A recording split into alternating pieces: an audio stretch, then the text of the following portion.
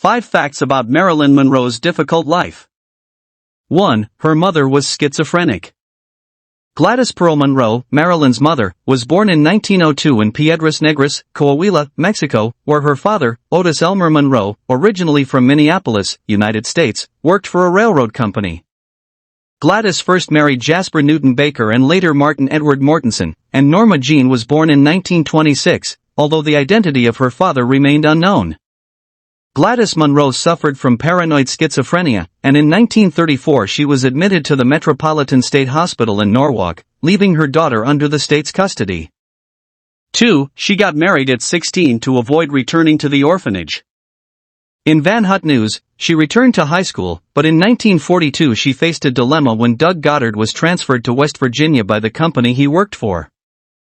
California child protection laws prevented Grace Goddard, Norma Jean's guardian, from taking the teenager to another state, and the only option seemed to be a return to the orphanage.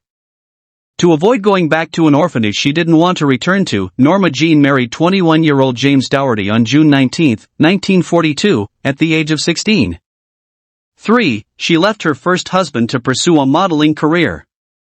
In 1944, Marilyn was still married to James Dougherty, a marriage she described as dull, while working in a munitions factory for the United States Air Force. That year, Air Force sent photographer David Conover to capture images of women working, and he was struck by Marilyn's appearance, persuading her to start a career as a model. Dougherty, who was fighting in the war, disagreed, and Marilyn decided to begin modeling without his approval, ultimately divorcing him in 1946. 4. She was brutally rejected by the man she thought was her father.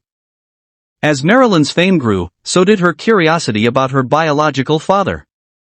She decided to contact Charles Stanley Gifford, thinking he might be her father and willing to provide confirmation. She managed to speak to Gifford on the phone, but he traumatized her with his response when she suggested a meeting. He told her, "Look, I'm tired, and I have a family.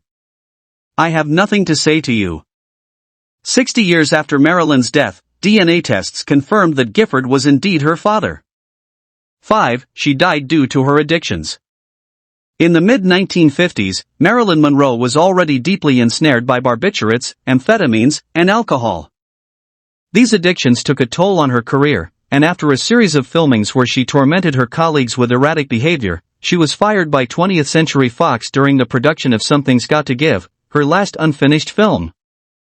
On the night of August 4, 1962, she locked herself in her room and ingested a large amount of barbiturates, being found dead the following morning.